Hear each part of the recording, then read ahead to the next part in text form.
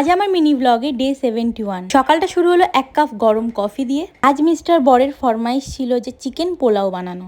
সবটাই ইউটিউব ভরসা, কারণ এর আগে আমি কখনোই বানাইনি। যা যা প্রসেস ছিল সবটাই স্টেপ বাই স্টেপ করে আমি বেশ ভালোভাবেই রান্নাটা করেছি। চেষ্টা করেছি আমি আমার বেস্ট দেওয়ার।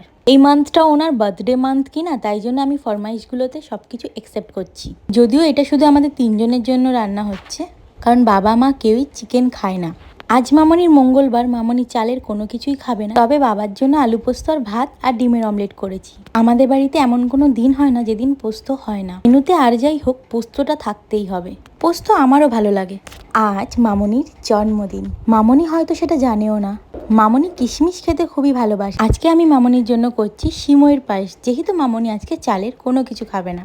আজ সারাদিন আমরা মামনিকে কিচ্ছুটি বলিনি। প্ল্যান ছিল সবাই রাতে সারপ্রাইজ দেবো, তাই সন্ধ্যের পর মিও আমরে থেকে মামনির জন্য একটা এগলেস কেক নিয়েছি।